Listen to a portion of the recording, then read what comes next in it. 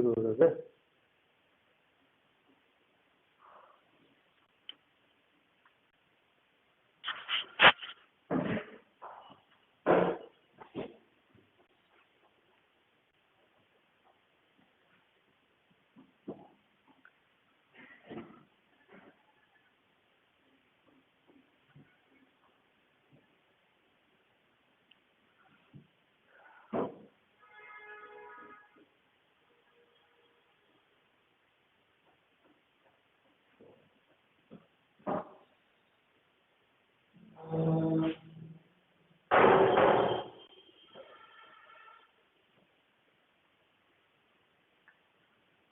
जय हिंद साथियों, चलिए आज हम लोग लोकसभा के बारे में पढ़ेंगे।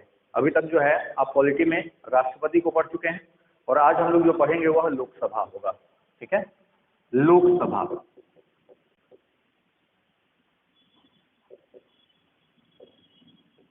लोकसभा, लोकसभा क्या होता है? तो लोकसभा जो है वो हमारे संसद का लोकप्रिय सदन है, जिसको निचला सदन के नाम से भी जाना जाता है। सामान्य तौर पे लोकसभा लोकप्रिय सदन क्यों है? क्योंकि इसमें जो सदस्य चुने जाते हैं वह जनता द्वारा प्रत्यक्ष मतदान प्रणाली के आधार पर चुने जाते हैं। सामान्य तौर पे जो लोकसभा है उसमें 1976 में जो सदस्यों की संख्या रखी गई थी वह 552 अधिकतम सदस्यों की संख्या 552 रखी गई थी, 552 रखी गई थी, जिसमें 2 सदस्य आंग्ल इंडियन के होते तथा 550 सदस्य विभिन्न राज्यों से प्रत्यक्ष मतदान प्रणाली द्वारा चुन करके आ सकते थे। लेकिन अगर वर्तमान की बात की जाए तो वर्तमान में लोकसभा में जो सीटों की संख्या है वह 545 थी, जो जिसमें से 2 सदस्य आंग्ल इंडियन के हो सकते थे, जबकि 543 सदस्य जो है विभिन्न राज्यों से चुनकर आ सकते हैं। लेकिन वर्तमान टाइम में क्या किया गया कि 104वें संशोधन के द्वारा भारतीय संविधान में जो आंग्ल इंडियन का पद है इसको समाप्त कर दिया गया। यानी कि वर्तमान टाइम में लोकसभा में सीटों की संख्या जो है वह केवल 543 है, जो विभिन्न राज्यों से प्रत्यक्ष मतदान प्रणाली के द्वारा चुन करके आते हैं। ठीक है, जो लोकसभा होती है उसकी अधिवेशन की अध्यक्षता कौन करता है? लोकसभा के अधिवेशन की अध्यक्षता जो है वह लोकसभा अध्यक्ष करते हैं। लोकसभा के अधिवेशन की अध्यक्षता करते हैं। भारत के सबसे पहले लोकसभा के अध्यक्ष जो थे वह जेबी कृपलानी थे। जीवत राम भगवान दास कृपलानी जो थे वह लोकसभा के प्रथम अध्यक्ष थे, जबकि लोकसभा के वर्तमान अध्यक्ष जो हैं वह ओम बिरला है। ओम बिरला, अगर पूछ दिया जाए सवाल कि कितने नंबर के लोकसभा के अध्यक्ष हैं, तो ध्यान रखिए कि ओम बिरला 17वें लोकसभा के अध्यक्ष हैं। अगर आपसे सवाल कर दिया जाए कि लोकसभा की पहली महिला अध्यक्ष कौन थी, तो मीरा कुमार लोकसभा की पहली महिला अध्यक्ष थी और वह भारतीय लोकसभा की 15वीं अध्यक्ष थी। ठीक है, मीरा कुमार पहली महिला लोकसभा अध्यक्ष और दूसरी महिला लोकसभा अध्यक्ष पूछ दे तो सुमित्रा महाजन जो है वो दूसरी लोकसभा अध्यक्ष है। ठीक है, जो ये प्रत्यक्ष मतदान प्रणाली द्वारा चुन के लोग जाते हैं इन्हीं को आप सांसद कहते हैं। आपके क्षेत्र में सुनते होंगे कि फलाने सांसद है, चिलाने सांसद है। जैसे बेतिया के क्षेत्र में आपको जो है संजय जायसवाल सांसद है, तो वो जो है लोकसभा के सदस्य को ही सांसद कहा जाता है। ठीक है, अगर लोकसभा का अधिवेशन चल रहा हो, अधिवेशन का मतलब होता है बैठक, और उस बैठक में कोई व्यक्ति, कोई सांसद बिना किसी पूर्व सूचना के लगातार 60 दिनों तक अनुपस्थित रहता है, बिना किसी पूर्व सूचना के लगातार 60 दिनों तक अनुपस्थित रहता है, तो उसकी सदस्यता हमेशा के लिए रद्द कर दी जाएगी। ठीक है, ये कंडीशन आपको जो है तो लोकसभा के अंदर है। लोकसभा जो होती है इसमें जिस पार्टी को बहुमत की प्राप्ति होती है उस पार्टी को राष्ट्रपति जो है सरकार बनाने की अनुमति देते हैं। यानी भारत में जो सरकार चलती है वह लोकसभा में बहुमत दल की सरकार चलती है और उस बहुमत दल में से ही किसी एक व्यक्ति को बोला जाता है कि आप अपना प्रधानमंत्री चुनिए, यानी कि आप अपना प्रमुख चुनिए, और उसी प्रमुख को राष्ट्रपति जो होते हैं वह प्रधानमंत्री के रूप में नियुक्त करते हैं। ध्यान रखिएगा, प्रधानमंत्री का चुनाव नहीं होता, प्रधानमंत्री की क्या होती है, नियुक्ति होती है। ठीक है। लोकसभा का सदस्य बनने के लिए जो न्यूनतम आयु चाहिए वह 25 वर्ष चाहिए। यानी अगर आपसे यह सवाल कर दिया जाए कि लोक प्रधानमंत्री बनने के लिए न्यूनतम आयु क्या चाहिए, तो प्रधानमंत्री बनने के लिए भी न्यूनतम आयु 25 वर्ष ही चाहिए। अगर बात किया जाए भारत के प्रथम प्रधानमंत्री की, तो भारत के पहले प्रधानमंत्री जवाहरलाल नेहरू थे, जो 16 वर्ष 286 दिनों तक प्रधानमंत्री रहे थे। और अब तक सबसे लंबा कार्यकाल वाले प्रधानमंत्री जो हैं वह आपको कौन है, वह जवाहरलाल नेहरू ही है। ठीक है। भारत के 3 ऐसे प्रधानमंत्री हुए जिनकी मृत्यु अपने पद पर रहते हुए हो गई थी। वो 3 प्रधानमंत्री कौन कौन है, तो जवाहरलाल नेहरू, दूसरे हैं आपके लाल बहादुर शास्त्री, और तीसरे हैं आपके राजीव गांधी।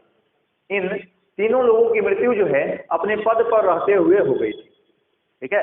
भारत की प्रथम महिला प्रधानमंत्री जो थी वो इंदिरा गांधी थी।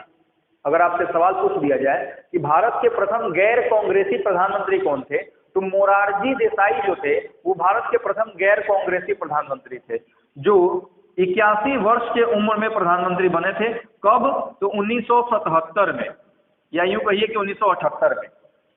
ठीक है। मोरारजी देसाई भारत के प्रथम गैर कांग्रेसी प्रधानमंत्री हैं। सबसे कम उम्र में प्रधानमंत्री बनने का जो श्रेय जाता है वह राजीव गांधी को जाता है। कितने वर्ष की उम्र में, तो मात्र 44 वर्ष की उम्र में। जबकि अगर आपसे सवाल कर दिया जाए कि सबसे छोटा कार्यकाल वाले प्रधानमंत्री कौन थे, तो सबसे छोटा कार्यकाल वाले प्रधानमंत्री अटल बिहारी वाजपेयी थे, जो मात्र 13 दिनों तक प्रधानमंत्री रहे थे। अगर कोई सवाल आपसे पूछ दे कि आखिर 13 दिन ही क्यों, सबसे छोटा था तो 1 दिन रहते, 2 दिन रहते, 5 दिन रहते, तो उनको बताया जा सकता है कि अगर किसी पार्टी को बहुमत की प्राप्ति नहीं होती है, बहुमत का मतलब हुआ कि सीटों की संख्या कितनी है, 543, यानी कि इसमें 50% + 1, यानी कि जिस पार्टी को 272 सीटें प्राप्त हो गई वह पार्टी बहुमत में आ जाती है और उसको राष्ट्रपति द्वारा सरकार बनाने की अनुमति प्राप्त हो जाती है। लेकिन अगर किसी कारणवश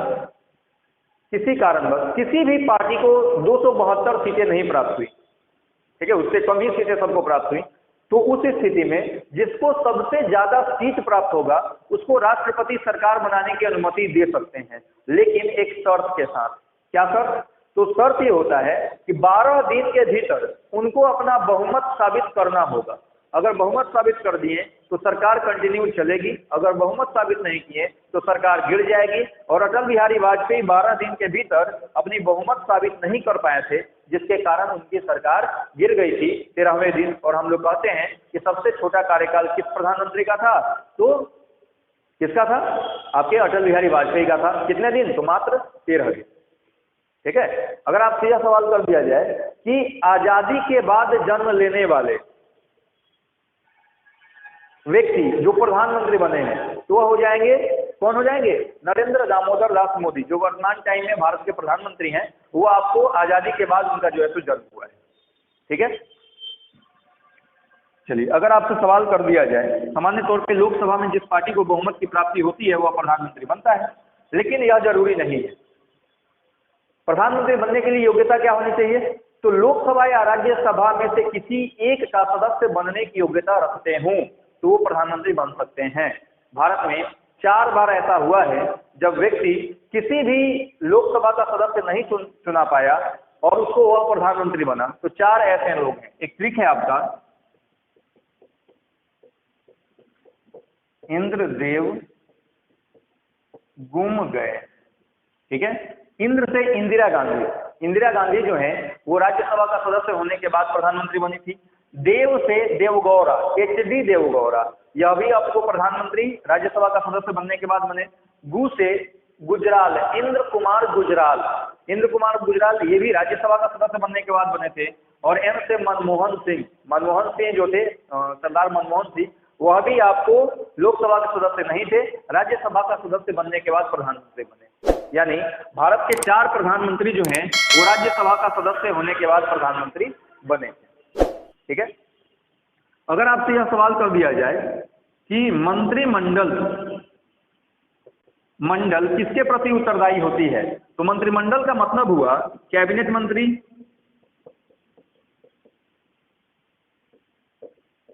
मंत्री प्लस प्रधानमंत्री।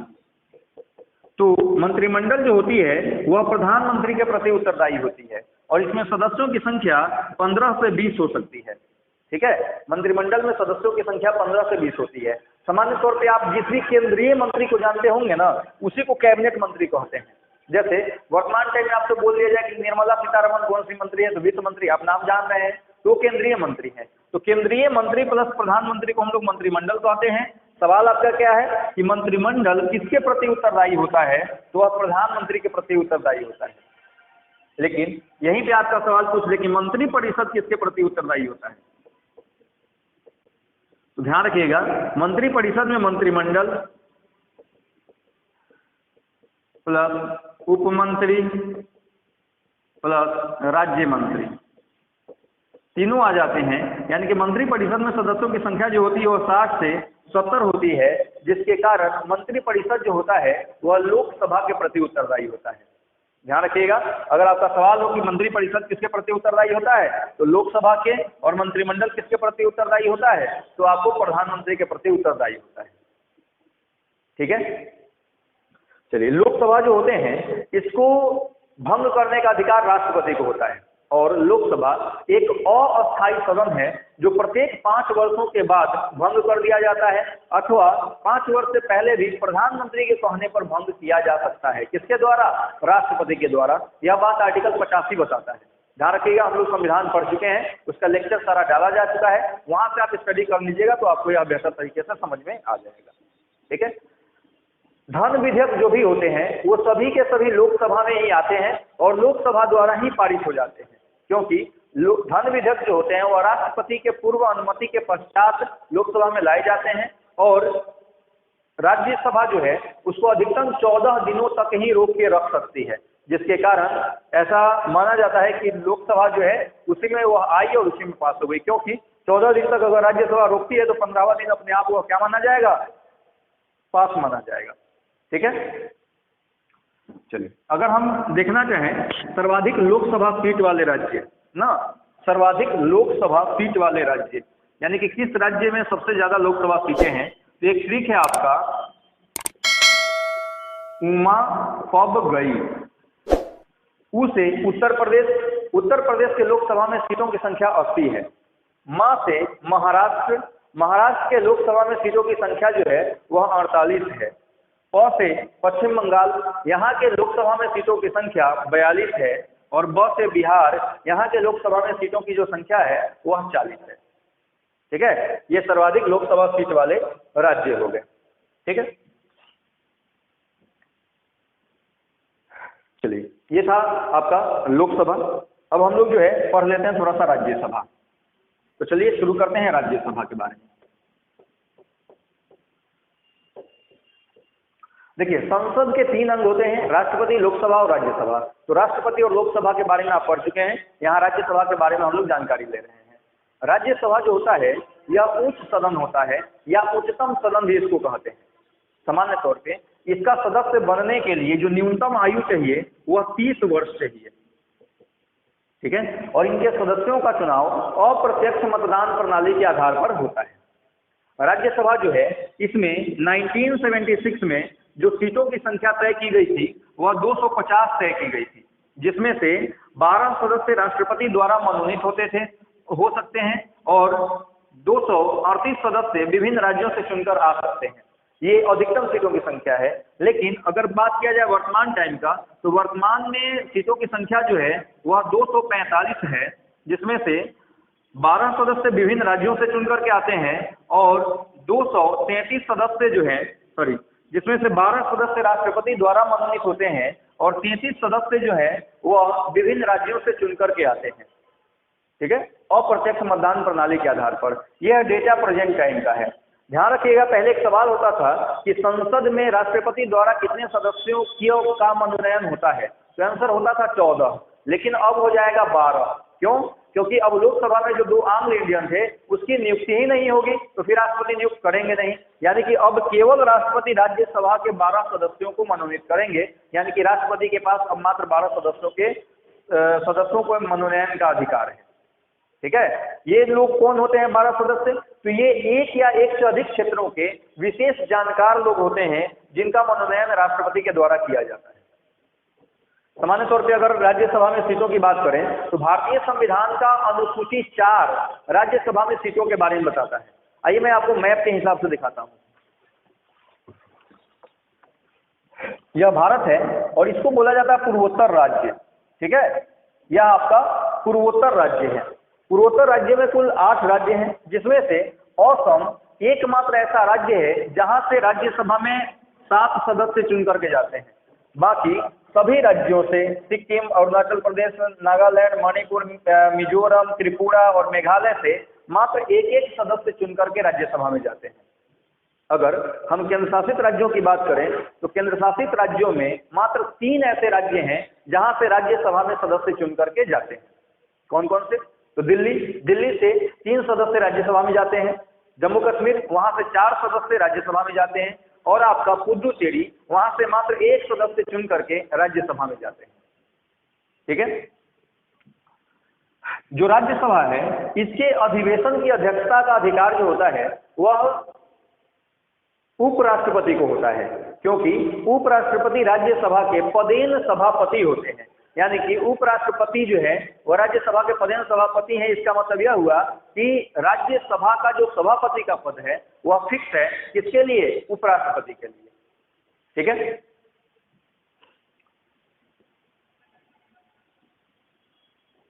अगर हम बात करें सर्वाधिक राज्यसभा सीटों वाले राज्य का, तो सर्वाधिक राज्यसभा सीटों वाले जो राज्य होंगे उसका आपका क्लिक है उमा तमिल पबगई। क्या क्लिक है? उमा तमिल पबगई। उ से उत्तर प्रदेश से राज्यसभा में 31 लोग जाते हैं। मां से महाराष्ट्र से राज्यसभा में 19 लोग जाते हैं। तमिल से तमिलनाडु, यहाँ से 18 लोग जाते हैं। प से पश्चिम बंगाल, यहाँ से 16 लोग जाते हैं। और ब से बिहार, यहाँ से भी राज्यसभा में 16 लोगों का चयन होता है। यानी कि यहाँ से भी राज्यसभा में 16 लोग चुन करके जाते हैं, ठीक है। एक आपने सुना होगा संयुक्त अधिवेशन। संयुक्त अधिवेशन जो है यह बुलाने का अधिकार राष्ट्रपति को है। संयुक्त अधिवेशन का मतलब हुआ लोकसभा और राज्यसभा दोनों को एक साथ। देखिए आप लोग गांव देहात में देखते होंगे कि कभी झगड़ा हो जाता है, तो झगड़ा हो गया तो एक पार्टी गया पंच के पास और बोला कि देखिए हम जा रहे थे रास्ते से, हमको पकड़ के बड़ी मार मारा है, हमारी कोई गलती नहीं थी, ठीक है। पंच बोले कि अच्छा ठीक है, हम उसका जो है उससे बात करते हैं। वह गया तब तक दूसरा आ गया कि नहीं झूठ बोल रहा है, हम ही जा रहे थे तो वो हमको पकड़ के मारा है। अब पंच साहब कंफ्यूज कि आखिर बात क्या है, हकीकत क्या है, सही क्या है। तो पंच साहब क्या बोलेंगे कि आप सब लोग जो है सो सुबह 6 बजे शाम को जब भी पंच साहब के पास टाइम होगा उस समय बोलेंगे कि आ जाइए पंचायत भवन में। वहाँ पे दोनों आमने सामने बैठेंगे और फिर बोलेंगे अब बताइए कि दोनों में क्या दिक्कत है। अब जब उस समय दोनों दिक्कत बताना शुरू करेंगे तो अपने आप अगर यह झूठ बोलेगा तो वह हल्ला करेगा, वह झूठ बोलेगा तो यह हल्ला करेगा। पंच साहब को समझ में आ जाता है कि गलती किसकी है। तो संयुक्त अधिवेशन जो है वह अनुच्छेद 108 के तहत राष्ट्रपति बुलाते हैं। लेकिन कब बुलाएंगे? तो 3 कारण हो सकते हैं। या तो एक सदन द्वारा पारित विधेयक दूसरे सदन द्वारा स्वीकार कर दिया गया हो। दूसरा कारण हो सकता है कि एक सदन द्वारा सुझाया गया प्रस्ताव दूसरे सदन द्वारा स्वीकार कर दिया गया हो। या तीसरा कारण हो सकता है कि एक सदन द्वारा पारित विधेयक दूसरे सदन द्वारा पारित ही न किया जाए। तो उन परिस्थितियों में राष्ट्रपति क्या कर सकते हैं? संयुक्त अधिवेशन बुला सकते हैं। और जब संयुक्त अधिवेशन का मतलब हुआ कि लोकसभा और राज्यसभा दोनों एक साथ बैठेंगे। ध्यान रखिएगा, जनरली हमने आपको बताया था कि लोकसभा के अधिवेशन की अध्यक्षता लोकसभा अध्यक्ष करते हैं, राज्यसभा के अधिवेशन की अध्यक्षता कौन करते हैं? उपराष्ट्रपति करते हैं। लेकिन जब संयुक्त अधिवेशन हो जाएगा तो उस समय अधिवेशन की अध्यक्षता लोकसभा अध्यक्ष करेंगे, ठीक है। इस बात का आप ध्यान रखेंगे। चलिए राज्यसभा जो है आपका यहीं पे कंप्लीट होता है। फिर हम लोग कल जो है सो मिलेंगे न्यायालय के साथ, सर्वोच्च न्यायालय और उच्च न्यायालय की जानकारी के साथ। तब तक आप लोग स्वस्थ रहिए, मस्त रहिए, अपने पढ़ाई में व्यस्त रहिए और टाइम निकाल कर थोड़ा वीडियो को लाइक शेयर और कमेंट भी कर दिया कीजिए। चलिए थैंक यू, धन्यवाद।